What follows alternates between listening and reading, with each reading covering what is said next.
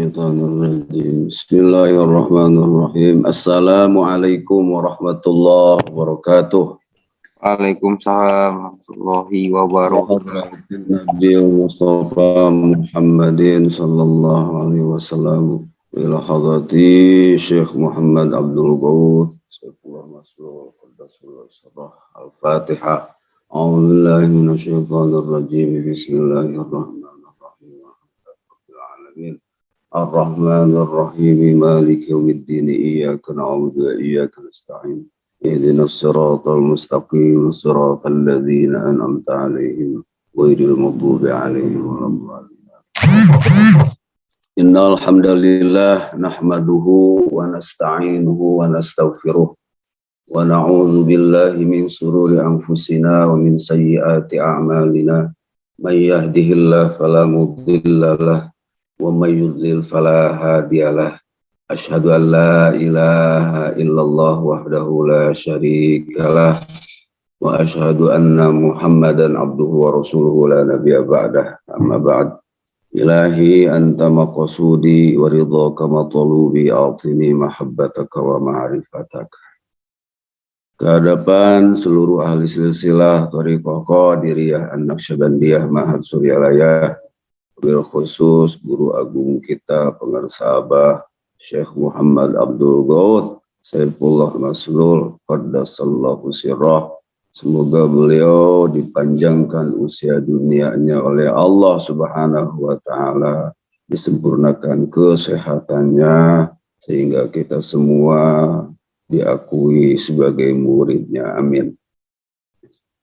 Ikhwan akhwat rahimakumullah yang sangat saya cintai dan saya banggakan, wabil khusus para wakil talqin yang telah menyempatkan hadir di mahfalah yang sangat mulia ini. Semoga kita semua senantiasa diberi kesehatan oleh Allah Subhanahu wa taala, diberi kekuatan untuk bisa melaksanakan tugas kita, yaitu melaksanakan ibadah puasa di bulan suci Ramadan ini, serta bisa mengamalkan seluruh ibadah, wabil khusus seluruh amaliyah yang telah dicontohkan oleh guru kita. Amin. Al-Fatihah. A'udzubillahi minasyaitonirrajim. Bismillahirrahmanirrahim. Alhamdulillahirabbil alamin, arrahmanir rahim, maliki yaumiddin. Iyyaka na'budu wa iyyaka nasta'in. Ihdinas siratal mustaqim. Siratal ladzina an'amta 'alaihim ghairil maghdubi 'alaihim waladdallin. Amin. Para ikhwan akhwat pecinta kesucian jiwa yang sangat saya cintai dan saya banggakan, pengarsa Abah Anom menerangkan tentang keutamaan zikir di dalam kitabnya, dalam karya agungnya, yaitu kitab Miftahus Sudur. Miftahus Sudur. Beliau menerangkan tentang keutamaan zikir yang berbunyi, anna dzikra min a'zamil umuril fadail wa afdalil qurbat wa awsilil wasail. Anna dzikra, sesungguhnya zikir, min a'zamil umuril fadail, itu adalah sesuatu yang sangat agung, yang paling agung dari semua perkara dan semua keutamaan. Jadi semua perkara, di antara semua perkara, di antara semua fadilah hanya zikir yang paling agung. Bahkan setiap perkara yang dilakukan oleh manusia atau oleh hamba Allah yang melakukan ibadah atau perkara apapun, jika di dalamnya terdapat zikir, maka perkara tersebut menjadi agung karena terbawa agung oleh zikir. Kemudian wa afdalil qurbat, taqarrub yang paling afdal, taqarrub yang paling utama di atas seluruh taqarrub. Di antara seluruh tata cara bertakarrub kepada Allah Subhanahu wa taala, hanya zikir yang paling utama. Bahkan Ma'rifat itu hasil dari taqarrub. Hasil dari taqarrub mendekatkan diri kepada Allah. Dan taqarrub yang paling hebat, taqarrub yang paling agung adalah zikir. Gitu. Jika ada seseorang mengaku sebagai ahli ma'rifat, tetapi tidak bertaqarrub, nah ini harus dipertanyakan kema'rifatannya. Gitu ya. Kemudian wa ausilil wasail. Jadi zikir itu, keagungan zikir itu bisa menyampaikan seluruh wasilah. Seluruh perantara akan sampai kepada Allah Subhanahu wa taala dengan zikir gitu. Sebagaimana Allah menerangkan di dalam surah Al-Maidah, wabtagu ilaihil wasilah. Dan wasilah yang paling utama itu adalah zikir kepada Allah Subhanahu wa taala. Alhamdulillah ya. Semua perkara menjadi agung bila mana di dalamnya ada zikir kepada Allah Subhanahu wa taala. Salat kita akan sampai kepada Allah. Semua aktivitas yang kita lakukan akan sampai kepada Allah Subhanahu wa taala. Bahkan saya mencoba mentestimoni mungkin ya apa yang disampaikan oleh pengarsa Abah, bahwa pengamalan itu adalah pendalaman. Nah, suatu ketika saya sedang memikirkan tasawuf, bagaimana menjelaskan tasawuf agar mudah dimengerti oleh semua kalangan. Waktu itu saya zikir banyak sekali. Setelah zikir, ujung-ujung pikiran saya, ada di dalam benak saya bahwa semua perkara, semua kegiatan, semua pekerjaan, jika di dalamnya ada zikir, maka itu sudah menjadi tasawuf. Seorang ahli fikih yang dizikiri, maka menjadi seorang ahli fikih yang bertasawuf. Seorang ahli bilaghah atau ahli nahwu, shorof, itu jika di dalam hatinya dibarengi dengan zikir yang sungguh-sungguh kepada Allah, maka dia akan menjadi seorang ahli tasawuf. Seorang pedagang yang di dalamnya ada zikir, maka menjadi pedagang yang bertasawuf. Seorang teknokrat, akademisi, seorang pengusaha, pejabat, apapun yang jika di dalam hatinya terdapat zikrullah, maka ia sejatinya sudah bertasawuf kepada Allah Subhanahu wa taala. Karena tasawuf itu kan ihsan. Ihsan itu kita semua tahu bahwa yang namanya ihsan, anta abudallaha ka'annaka tarah fa illam takun tarah fa innahu yarak. Engkau beribadah kepada Allah seolah-olah engkau melihat Allah. Fa illam takun tarah fa innahu yarak. Jika engkau tidak bisa melihat Allah, maka sesungguhnya Allah melihat engkau. Jadi ihsan. Nah, orang yang merasa dilihat oleh Allah, orang yang merasa melihat, yang minimal af'alnya terlihat oleh kita. Orang yang merasa dilihat oleh Allah, orang yang merasa melihat Allah itu siapa? Orang yang senantiasa berzikir kepada Allah Subhanahu wa ta'ala. Dan alhamdulillah kita semua ditakdirkan oleh Allah, dijadikan mayyasha, orang-orang yang dikehendaki oleh Allah, menjadi orang yang mau bersama dengan zikrullah, mau bersama dengan la ilaha illallah, kemanapun, dimanapun berada, sehingga kita semua menjadi manusia atau orang-orang yang senantiasa merasa dipantau, merasa dilihat oleh Allah Subhanahu wa ta'ala, kapanpun dan dimanapun dan dalam keadaan apapun. Karena sumber maksiat kepada Allah itu adalah lupa kepada Allah. Orang mau melakukan maksiat besar, mau melakukan judi, mau korupsi dan sebagainya, itu karena lupa kepada Allah. Mungkin kita pun dulu pernah melakukan hal yang tidak baik atau maksiat, itu karena lupa kepada Allah. Dijamin, setiap orang yang senantiasa ingat kepada Allah, mereka tidak akan berani melakukan maksiat.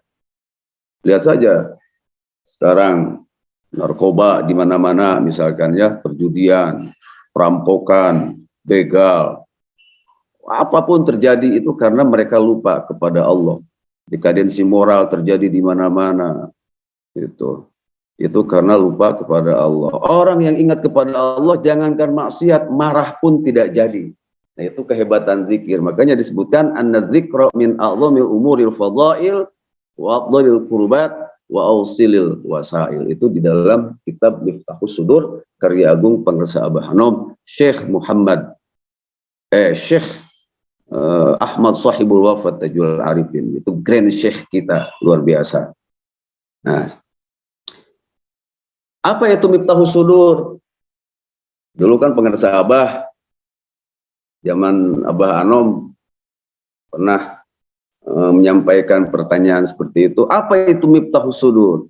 Maka ketika kita ditanya apa itu Miftahus Sudur, maka jawabannya Miftahus Sudur itu adalah kitab.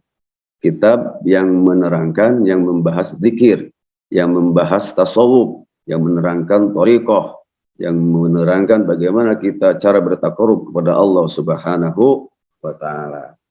Ketika kita ditanya siapa Miftahus Sudur, maka jawabannya adalah Abah Anom, gitu, grand syekh kita, Syekh Ahmad Sahibul Wafat Tajul Arifin.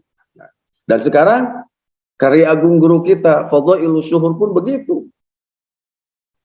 Ketika ditanya apa itu Fadhailus Syuhur, Fadhailus Syuhur adalah kitab yang menerangkan keutamaan bulan-bulan Hijriah dalam perspektif sufi, dalam perspektif tasawuf, thariqah. Ketika kita ditanya siapa Fadhailus Syuhur, Fadhailus Syuhur adalah syekh kita, mursyid kita, Syekh Muhammad Abdul Ghaud Saifullah Maslul Qaddasallahu sirrah. Dan saya akan bertanya, apa Al-Quran? Siapa Al-Quran?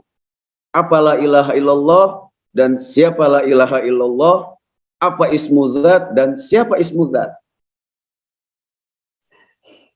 Nah, ketika kita ditanya apa itu Al-Quran, kita semua tahu jawabannya adalah Al-Quran huwa kalamun qadimun qaimun bizatillahi ta'ala. Bahkan di dalam kitab Min Jawmi'il Kalim saya menemukan bahwa Al-Quran itu huwa zatun wa asma'un wa sifatun wa jamalun wa kamalun. Luar biasa.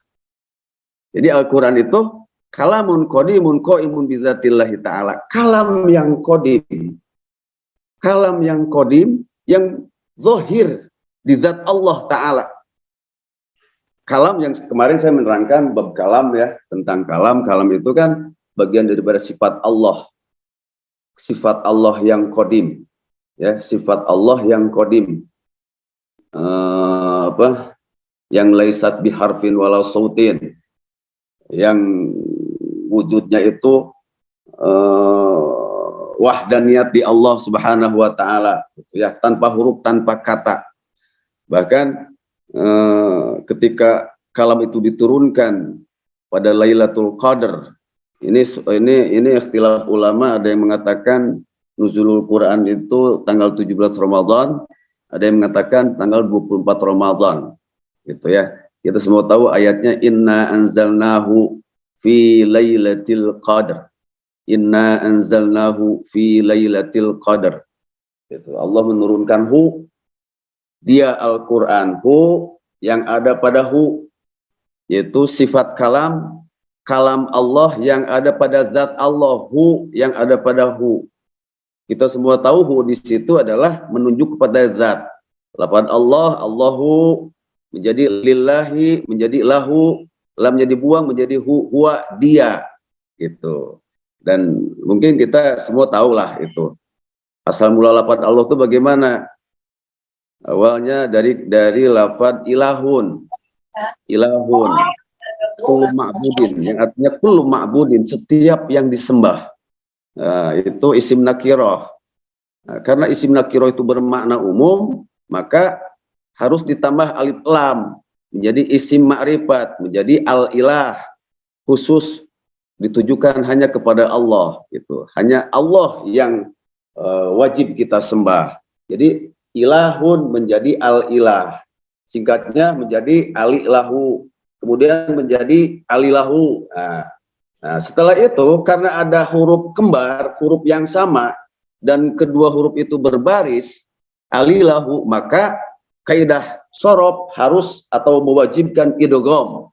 disebut dengan kalau tidak salah idgham mumtani atau mudha'af. Itu menjadi Allahu, itu Allahu ya. Jadi tidak Allahu, tidak Allah. Tapi Allah dibacanya taglil. Taglil itu tebal, melebihi tebalnya tafkhim gitu. Nah, Allah ya. Itu kalau di dalam ilmu sorof boleh dibilang sebagai mudha'af. Seperti kalimat atau lafaz madada gitu ya. Madada itu wajib idgham. Satu kalimat dalam satu kalimat ada huruf kembar dan kedua-duanya berbaris, maka wajib idgham. Maka dibaca menjadi madda. Madda yamuddu muddan fa huwa maddun wa dzaka maddun dan seterusnya. Atau farara misalkan. Farara menjadi farra yafirru gitu. Nah, Allah pun begitu. Asal dari ilahun, al-ilah, al-ilahu, al-ilahu jadi Allahu. Bacanya taglib gitu ya. Ini di dalam qiraat sabah pun ada kaidah seperti ini. Di dalam tata cara membaca Al-Quran, kalau kita mau lebih fokus untuk menguasai bacaan Al-Quran, itu Al-Quran itu berbagai macam bacaan ya. 14 bacaan gitu. 7 imam, 2 rawi. Ada lagi qiraat asyara, imam 10 itu, qiraat 10, berarti setiap imam ada 2 rawi, jadi 20 bacaan. Kalau kita mau serius belajar Al-Quran sampai sempurna itu bisa memakan waktu lama itu. Taruhlah misalkan 1 tahun 1 riwayat misalkan ya. Nah, itu kali 14 tahun hanya belajar baca Al-Quran saja gitu. Nah, di dalam qiraat sab'ah ada juga kalimat seperti itu yang harus dibaca seperti itu, dinamakan sebagai idgham kabir. Contoh qiraat Abu Amr riwayat As-Susi. Riwayatnya Susi, bukan Teh Susi. Mungkin ibu bapaknya Teh Susi itu memberi nama Susi itu mungkin beliau itu mahabbah kepada qiraat Abu Amr dulu ya mungkin. Nah, di dalam suratul Fatihah itu ya, pada ayat Ar-Rahmanir Rahim, jika diwasal kemudian kita membaca dengan riwayat Susi Imam Abu Amr, maka dibacanya harus begini. Ar-Rahmanir Rahim ya. Ar-Rahmanir Rahim Maliki Yaumiddin. Nah, itu menurut bacaan Imam Abu Amr riwayat As-Susi, riwayat Susi. Nah, kemudian di dalam banyak dalam surah An-Naba idgham kabir ya. Ada idgham, ada mutajannisen kabir, ada mutaqarriben kabir, ada mutamatsilen kabir. Nah, seperti dalam surah An-Naba, yauma yaqumur ruhu wal malaikatu shaffa, dibaca yauma yaqumur ruhu wal malaikatu shaffa. Malaikatu shaffa, malaikatu shaffa dibaca malaikas shaffa. Kemudian azinalahu dibaca azillahur rahmanu wa qala sawaba. Nah, ini ilmu ini harus dimiliki oleh setiap orang yang ingin menjadi mufassir. Seorang ahli tafsir kalau tidak menguasai ulumul Quran yang satu ini, qiraatus sab'ah, belum sempurna menjadi mufassirnya begitu. Nah, itu ya. Nah, itu Al-Quran. Al-Quran kalamun qadimun qaimun bidzatillahi ta'ala. Lalu ditanya siapa Al-Quran? Kalau Al-Quran itu adalah kalam Allah, sifat Allah yang berada pada zat, maka Al-Quran itu siapa? Kalau dikatakan Al-Quran itu Rasulullah, Rasulullah penerima Al-Quran, orang yang menerima wahyu, orang yang menerima nuzulul Quran. Lalu siapa suhibul Qurannya? Contoh saya misalkan, saya berbicara, saya berkalam, memakai speaker, terdengar sampai ke Jakarta. Ada orang yang kenal suara saya, dia bilang itu si Haji Atek itu lagi ngomong gitu. Itulah seperti itulah. Tetapi walaupun demikian tetap kalam Allah mukhalafatul lil hawadits. Kalau saya katakan bahwa Al-Quran itu Allah, tetapi tetap konteks mukhalafatul lil hawadits, Kemudian qiyamu bi nafsihi laisa kamitslihi syai'un. Nah, kemudian apalah ilaha illallah dan siapa la ilaha illallah? Apa la ilaha illallah dan siapa la ilaha illallah? Nah, jawabannya apa? La ilaha illallah adalah kalam Allah. Kalamullah juga. Allah berkalam di dalam surah Muhammad. Fa'lam annahu la ilaha illallah. Jadi kita tahu atau semua para wali tahu la ilaha illallah karena membaca Al-Quran. Karena Allah mengabadikannya di dalam Al-Quran. Begitu.